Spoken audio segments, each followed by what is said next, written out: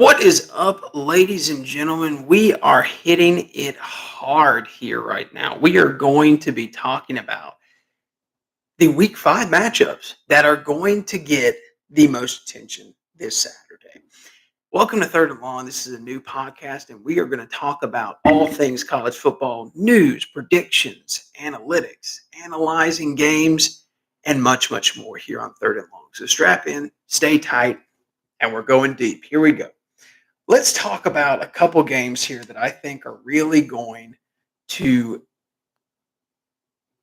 be the spotlight of this week of college football. We got Notre Dame taking on Duke at Durham. Now, here's the point that I want to make clear.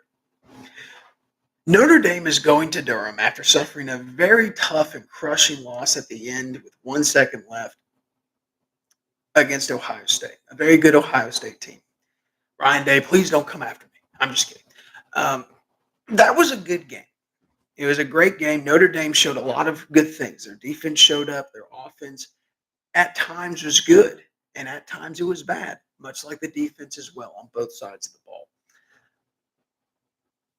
Both teams showed a lot of grit, but that's over now. Now we're going into week 5. Notre Dame is currently sitting at 4-1, ranked 11th in the country. Duke is 17th in the country, and they are 4-0. The spread right now, I believe in Vegas, is 5.5. Notre Dame.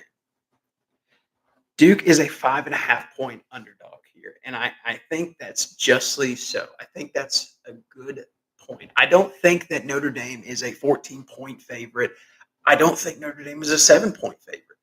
I think that Notre Dame is honestly a 3-point favorite as it sits right now. And here's why. Duke football has been doing something that has really been under the radar as of late. Duke football has been blowing opponents out by 20-plus points or more in their 4 games that they've played so far. In their 4 games they've played, they have been blowing out opponents left and right. And the thing about it is this, right? The thing about it is that when you have a team like Duke, who, frankly, the past couple of years has been pretty mediocre when it comes to football, getting this good this quick, you need to start to take notice of it because it could potentially affect the ACC, the Atlantic Coastal Conference. Duke has been playing tremendous football. The first time in school history they've been blowing out opponents in their first 4 games by 20 or more points. That's unheard of in Duke football. Notre Dame is a good football program. Not to take anything away from Notre Dame. I mean, let's just look at it, right? Let's look at the statistics that they have here. Sam Hartman is currently sitting right now, 81, excuse me, he's sitting at 70% completion percentage. He's thrown 81 of 115, 1,236 yards, and he currently has 14 touchdowns. Those are great numbers. Those are Heisman candidate numbers. And I think when you look at it, the points per game that Notre Dame is putting up right now is 43 points per game. That's how many points they have been putting up. This offense is powerful.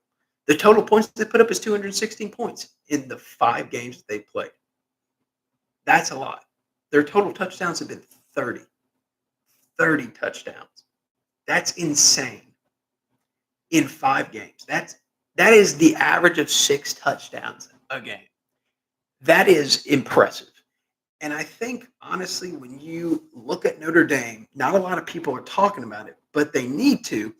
Notre Dame is a team that is still possibly one of, if not the top contender to make the playoffs and have a chance to play for a national championship. I think Notre Dame is that good. Their offensive line is stellar. They have a great defensive front, I believe, in my opinion.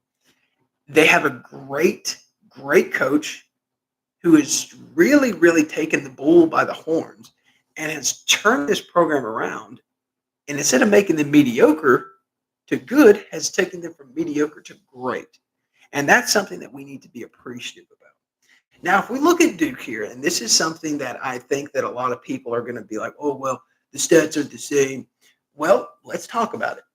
Riley Leonard, Duke's quarterback, who is currently, I believe, looking at being one of the top drafts in the first round, he currently has a 67% completion percentage, 67-99 for 778 yards. He's a great football player, a tremendous football player. And I think he is honestly one of the best. He's been sacked one time. And that just shows the tremendous leap and bounds Duke football has done when it comes to building up the beef in the trenches. Now, let's go with the team stats here. Now, Duke's offense is high-powered. Don't get it wrong. Don't get it twisted. Duke's points per game right now are sitting at 37.3 points per game. Their total points, not as high as Notre Dame. It's 149.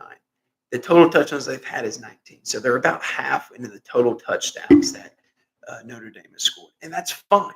They're not Notre Dame. They're Duke football. And the thing is that it's a different brand of ball. Now, in order to keep this game competitive, Duke is going to have to stay on top. How do they do that? They have to contain Sam Hartman. They have to stop the vicious attack that is coming on the ground from that big offensive line that Notre Dame has. If Duke can contain the running game, and they can, because they're not going to be able to stop it. They're not going to be able to stop it entirely. But if they can contain the running back and hold it down, it's going to get good.